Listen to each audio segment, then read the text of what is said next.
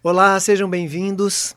Hoje é o nosso terceiro dia da nossa semana de lives e o tema de hoje é o canto e instrumentos de acompanhamento. Vou começar falando da voz. A voz é o nosso primeiro instrumento, né? Aliás, a gente estreia nesse mundo com um berro, né? A gente não lembra, mas nossa primeira manifestação sonora é um choro. E daí a gente vai imitando sons, vai aprendendo em casa, vai aprendendo durante o passar do tempo, né? E vai adquirindo conhecimento da linguagem.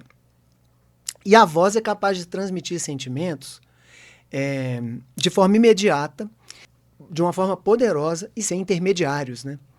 Então, quando a gente vai usar um instrumento musical, até, os músicos até brincam, né? Que há uma disputa dos instrumentos, de que todos os instrumentos tentam imitar a voz. Então, o violoncelo fala que eu sou o que pareço mais com a voz humana, aí a flauta fala eu é que pareço mais a voz humana, aí o violino fala não, a voz humana é mais parecida comigo, aí a viola, que é mais grave, fala não, é mais parecida comigo. E então tem essa questão mesmo dos instrumentos musicais buscarem o canto, né? Buscarem a manifestação sonora da voz, que é muito rica, né? Muito rica em expressão. E aí o canto, sendo usado como manifestação artística, ele pode ser usado de diversas formas, né? Uma delas é o canto solo. É um canto sem necessidade de acompanhamento. Ele simplesmente, com texto ou sem texto, produz as melodias e às vezes com texto produz as ideias, transmite as histórias, né? E às vezes é utilizado em coral, que é aí um conjunto de vozes dando suporte, ou dando suporte a uma voz principal, ou como um tecido de sons mesmo, que formando harmonia, contrapontos, né? Então, seria o coral, é muito lindo isso. Tem as vozes graves, as vozes agudas, né? A gente tem soprano, que é mulher com voz aguda, muito aguda. A gente tem contralto, que é mulher com voz mais grave. A gente tem, falando só se a gente for dividir em 4 vozes, tem mais divisões, mas as principais: soprano, mulher, voz aguda; contralto, mulher com a voz mais grave; tenor, que é o homem com a voz aguda, mais aguda; barítono, que é um homem com a voz médio grave; e baixo, que é um homem com a voz mais grave, né? Então, com esses 5 naipes do coral, é possível produzir muito som, muita música de forma muito linda, né? E ainda é possível ter solistas, é possível ter coral e é possível ter instrumento acompanhando. Então tem um exemplo disso que é a Sinfonia dos Mil. Ela ganhou esse apelido de Sinfonia dos Mil, que estreou em 1910, é do compositor Gustav Mahler. Então ele fez uma obra magnífica, gigantesca, em que tem uma orquestra gigantesca, tem solistas, então tem soprano, contralto, tenor, barítono e baixo, e tem 3 coros, 3 corais. 2 corais mistos, de homens e mulheres, então muita gente cantando, e um coral de crianças. Então ela ganhou esse apelido de Sinfonia dos Mil porque precisa de muita gente para realizar, né? 600 pessoas, às vezes até muito mais, até 1000 pessoas mesmo eles fazem, né? Essa chama a Sinfonia número 8 do Mahler. Realmente dura 1h30, então quem tiver paciência, pelo menos de assistir um trecho, se conhecer o que é, vai no YouTube e procura. Gustav Mahler. Eu posso mandar essas indicações também para vocês, enfim. E também tem o canto como ferramenta de estudo. Então, por exemplo, se você está estudando teclado, se você está estudando piano, o canto pode dar suporte ao estudo. Né? De tela para mostrar, por exemplo, como que às vezes a gente está estudando piano e o professor pede para a gente cantar, né? A gente faz isso com os alunos. Então, por exemplo, aqui você está vendo a telinha aqui, né? Então, muitas vezes a gente está cantando uma música, antes de vir para o teclado cantar, imagina que essa música é assim: sol, mi, ré, dó, ré, mi, dó, sol, mi, ré, dó. Né? A gente pede para o aluno cantar, porque às vezes ele vai estar concentrado fazendo isso.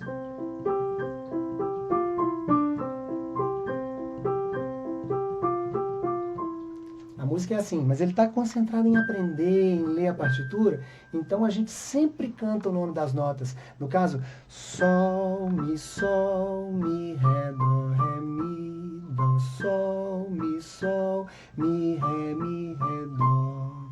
Se você cantar tocar o instrumento cantando com o nome das notas, ou simplesmente cantando lá, lá, lá, lá, lá, lá, lá, lá. É como se você estivesse estudando 10 vezes. Né? Se você estiver só movimentando os dedos em silêncio, ou se você usa a voz e canta, principalmente se você fala o nome das notas, pronuncia, canta as alturas das notas, a absorção musical é muito grande. Inclusive, quando você não está cantando mais, o nome das notas vão aparecendo.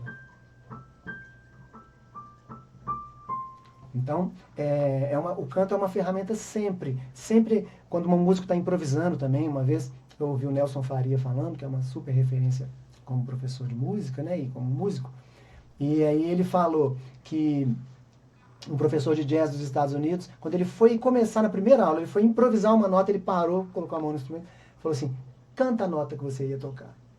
Aí ele falou, eu não sei. Então ele falou, não, você tem que saber.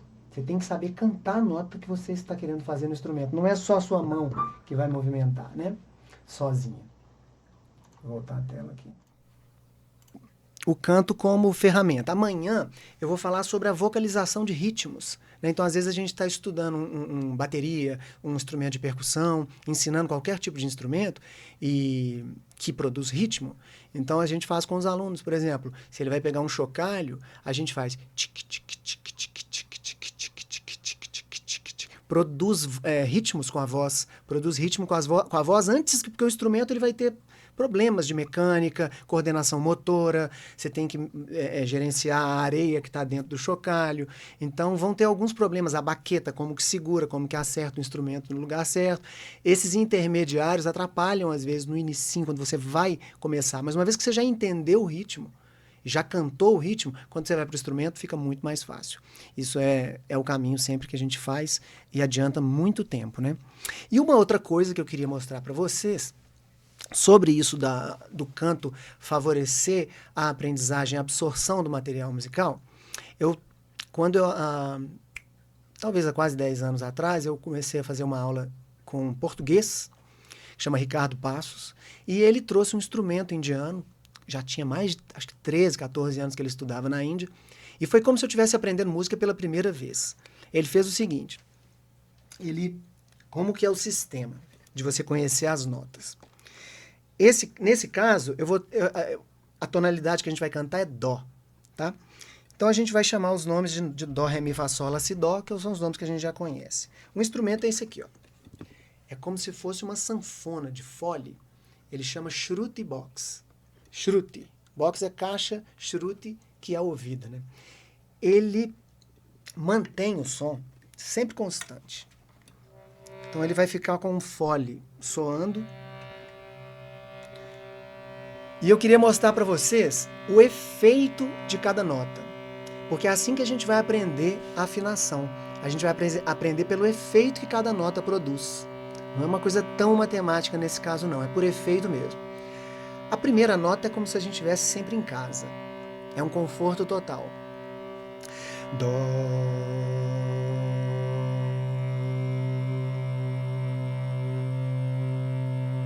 E a gente estuda para fazer ela como se fosse um fio de nota que nunca sai do lugar, está sempre afinado.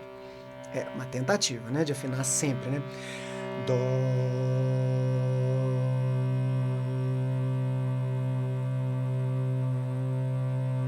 Isso é o que a gente chama de tom.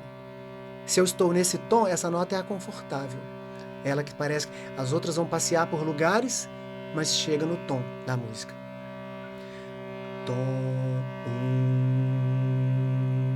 seria a nota 1. Agora eu vou vou cantar o nome das notas, mas vou te mostrar aqui se é a nota 1, se é 2, se é 3, se é 4, se é 5, tá? Dó. Dó. Ré. Dó. Dó. Ré. Ré.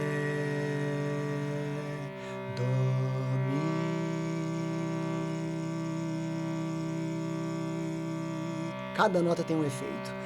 Dó, Ré, Mi, Fá.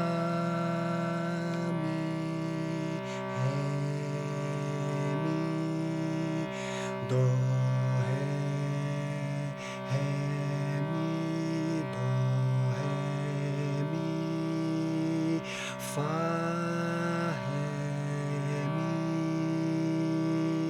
Mi, Sol. Esse é o som da quinta nota. Dó, Ré, Mi, Fá, Sol. Adivinha que música é essa? Dó, Ré, Mi, Sol, Sol, Mi, Fá.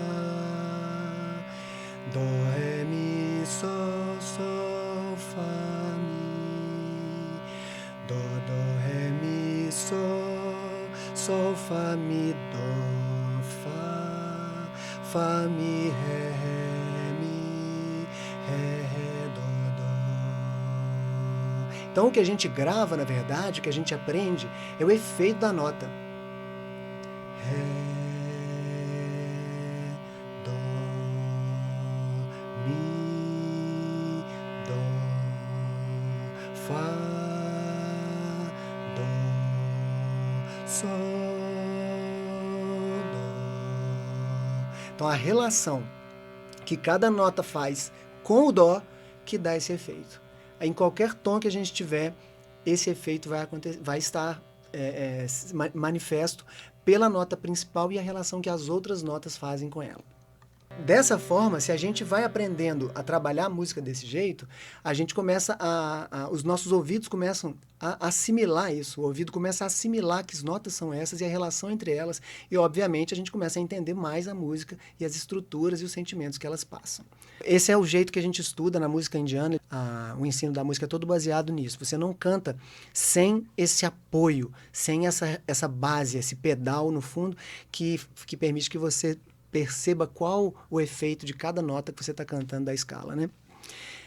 Bom, aí, vou trocar de assunto para os instrumentos de acompanhamento. Eles são instrumentos solos também? Claro que são instrumentos solo. Mas eu digo, o lugar que eu estou colocando o ensino da música é esse lugar de que o canto é o principal. Então, esses instrumentos vão dar suporte para o canto. O primeiro instrumento que eu quero mencionar é o teclado. E eu vou explicar por quê que o teclado é muito importante no ensino musical. Se você for ver, o teclado, a emissão sonora é muito simples. Então, se você estiver, por exemplo, aprendendo flauta, se você estiver aprendendo violino, se você estiver aprendendo o próprio violão, para você emitir uma nota ou um acorde, exige muito mais treino no início. Ele é um instrumento simétrico, ele é organizado pelas teclas pretas. Então a gente vai ver que tem grupos de 2, grupos de 3. E o piano inteiro vai assim, para o agudo e para o grave. Duas teclas pretas, um grupo de 2 teclas pretas, um grupo de 3 teclas pretas. Então no início a gente ensina papai, mamãe, 3 filhinhos. Né? Em outras línguas, como eu estava trabalhando na escola americana, eu falava daddy, mommy, 3 little kids. Então a gente fazia isso em todos os idiomas, né? Um aluno da Colômbia criou papá, mamã, 3 menitas, como 3 irmãzinhas, né? Então, dessa forma o piano se organiza, ele é todo simétrico, 2, 3. Como é que você sabe qual que é a nota dó aqui? Como é que você sabe qual é a nota ré? Qual que você sabe qual é a nota mi? O jeito mais fácil de ensinar é o seguinte: vai no grupo de teclas pretas onde tem 2, no grupo de 2 teclas pretas, a tecla branca do meio é ré. Então a gente vai ter dó, ré, mi, fá, sol, lá, si, dó. Né? Então, entre 2 teclas pretas, no grupo de 2, a do meio é ré. Então, a de baixo é dó. Dó, ré, mi, fá, sol, lá, si, dó. Então é um instrumento de clareza visual. Se você quiser fazer um acorde dó, mi, sol, tá aqui. Dó, mi, sol. E você faz o acorde. Né? Então é um instrumento que, para a produção sonora, ele é mais simples que outros instrumentos. Para visualização do que está acontecendo, que as notas eu estou tocando, também é mais simples. Onde que ele fica muito complexo é na hora que você vai manipular 10 dedos. Né? Muitas vezes você tem uma função na mão direita, uma função na mão esquerda, você treina as duas separadamente, mas na hora que você vai tocar com elas juntas, aí sim, vem um problema que a gente tem que ter muita paciência, que a gente vai conversar na live de sexta-feira, que é sobre a relação com o instrumento individual e a disciplina para estudar, né? Então, esse é o assunto da sexta-feira. O teclado tem o piano, né? Piano mais que o teclado. O piano ainda tem um ponto negativo para quem está estudando, que é a falta de mobilidade, né? O pianista sempre, quase sempre, se ele viaja, ele está sem o instrumento, é difícil levar o instrumento. E a gente tem o teclado, que aumenta um pouco a mobilidade, mas nem tanto quanto os outros instrumentos que eu vou apresentar aqui, que tem a mobilidade muito maior, né? Bom, esse teclado aqui não é o ideal para mostrar isso, porque ele tem muitos... Ele é um piano digital, ele é bem grandão. Ele não tem muitos sons. Mas os teclados que a gente conhece, sem ser esse piano digital, que é do tamanho de um piano mesmo, com 88 teclas, mas esse aqui mesmo tem alguns sons. Olha, tem o som de piano, ó. Tem o som de piano elétrico, teria um som mais ou menos assim, ó. Tem som de vibrafone.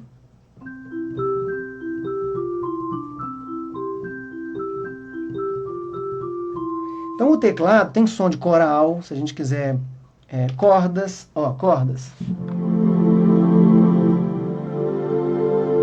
Né? Tem som de coral.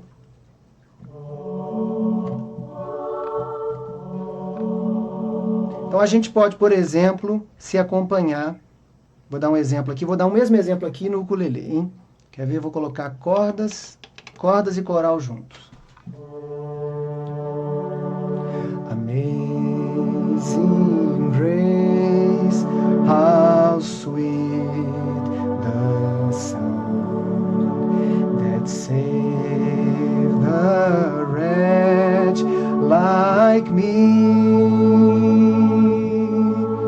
I once was lost, now I am found, was blind, now I can see. Então você pode mudar os timbres, isso é muito legal. Às vezes os adultos gostam de ficar tocando piano com som de piano, já dei muita aula pra gente que não explora, mas as crianças, elas exploram todos os sons do teclado, todos os sons do teclado. Então, é muito legal isso. Se a gente for estudar um instrumento, é legal, primeiro, se as crianças estiverem fazendo, seus filhos, netos, estiverem tocando, deixa eles explorar os sons e tocar com todos os sons.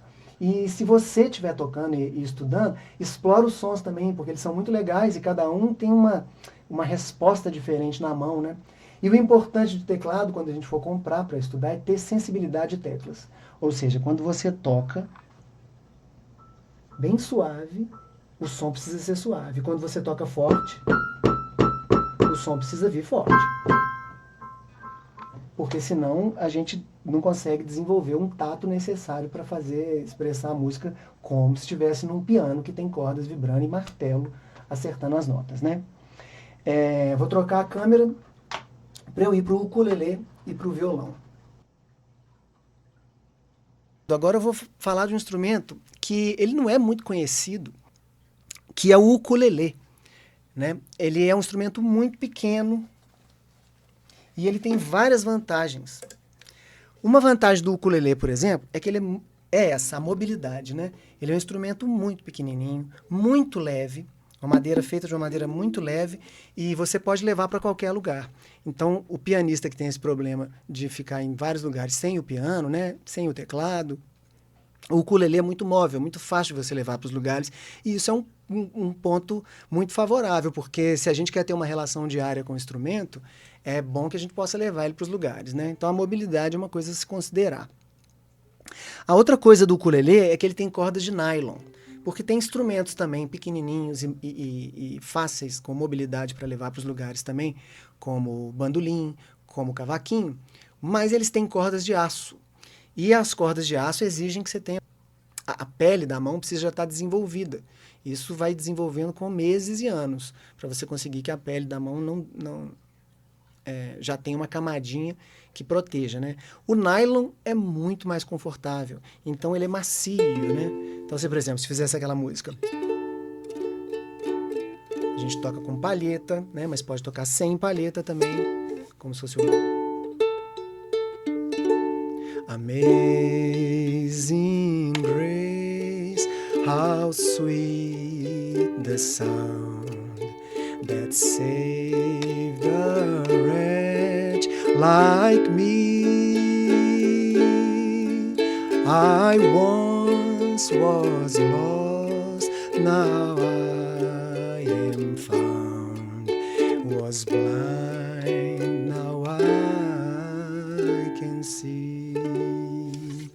Então a mesma música feita aqui no ukulele, você vê que é um instrumento fácil de levar, tem 4 cordas, o que para ler, em comparação ao violão, por exemplo, tem 6 cordas, para ler aqueles mapinhas de acordes que eu coloquei, que eu tenho colocado aqui no Instagram, naquelas pequenas aulinhas, são mais fáceis de você ler e visualizar. É mais fácil de você fazer os acordes, aprender a fazer os acordes no ukulele, enquanto você vai ganhando destreza na troca dos acordes, na utilização da mão esquerda, na utilização da mão direita para fazer ritmo e força nos dedos, que aos poucos a gente vai ganhando, porque o dedo não pode quebrar. Né? Muitas vezes, quando a gente precisa fazer isso, o dedo precisa manter a forma redondinha e não quebrar as falanges dessa forma assim. Ó. Então, tanto no piano, quanto no ukulele, quanto no violão, a gente precisa desenvolver um pouco de força. Então, começar pelo ukulele é muito legal. E a transferência, ou seja, aprender o ukulele e aprender violão, é um passo muito próximo. Né? Quando você está estudando um instrumento, você está se preparando para o outro. E um ponto negativo do ukulele é que ele é pouco conhecido. A gente tem pouco material didático sobre ele, a gente não tem muitos artistas referência, né? Então, é isso. Considerar isso é importante, né? Qual que é a sonoridade do instrumento, o tamanho do instrumento para a mobilidade dele, e algumas coisas a gente vai perder. Ele não vai ter a profundidade do som do teclado e do piano, né? Aquela gama de sons como grave. Olha o grave do piano, ó. Né? Se você fizer algumas coisas de textura que você vai fazer com notas muito graves, notas muito agudas e diversas outras complexidades que o piano pode fazer, que o teclado pode fazer, aqui no ukulele a gente não vai conseguir. O outro instrumento, o último aqui da noite, é o violão, que dispensa comentários, né? Eu vou ter que buscá-lo, inclusive. Diferente do ukulele, ele tem cordas mais graves, né? Então ele permite que você tenha uma profundidade maior, mais próxima do piano. Mas é isso, ele tem 6 cordas, tem violão de 7 cordas também, que tem uma corda mais grave. A outra vantagem do violão é que ele é muito conhecido, ou seja, é um instrumento muito popular, por isso ele tem muito repertório, tem muito material didático, tem muitos professores.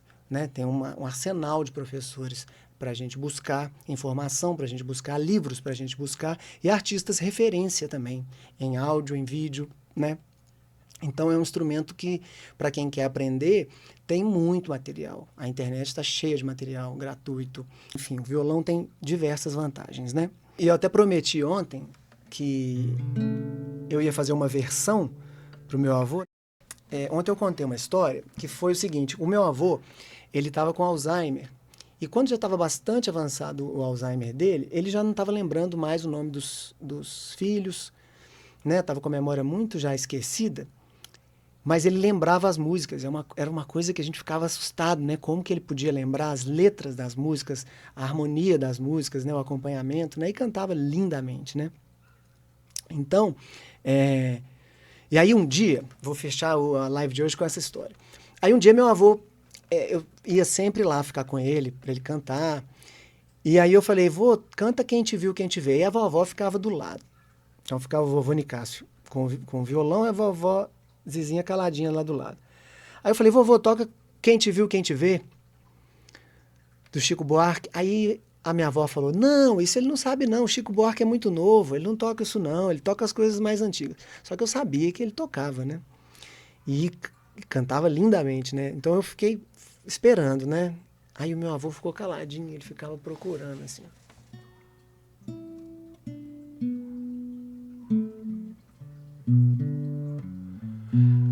E aí ele achou o tom, assim.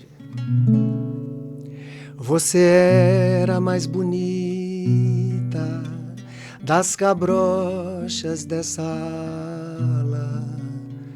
Você era a favorita onde eu era mestre-sala. Hoje a gente nem se fala, mas a festa continua. Suas noites são de gala, nosso samba ainda é na rua. Hoje o samba saiu, laia, laia, procurando você. Quem te viu, quem te vê, quem não a conhece não pode mais ver pra crer. Quem jamais esquece não pode reconhecer.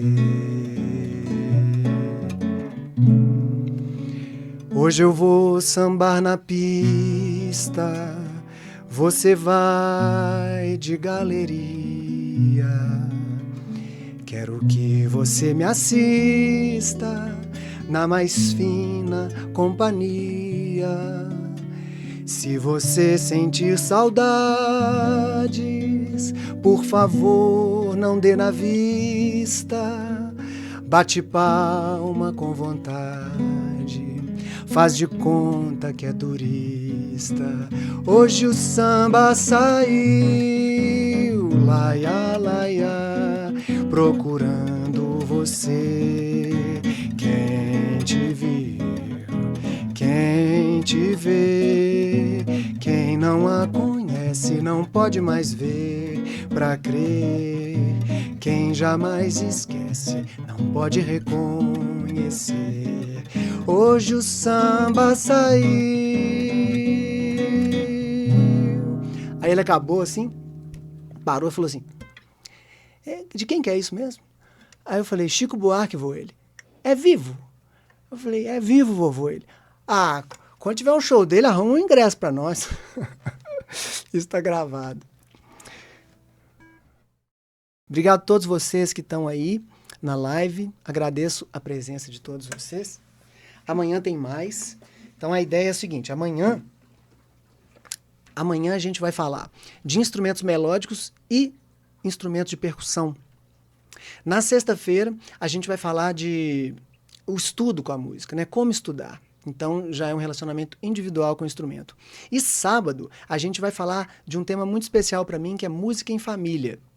Música em família significa, se crianças estão estudando música, você quer colocar os filhos, os netos para estudar, os pais participam da aula.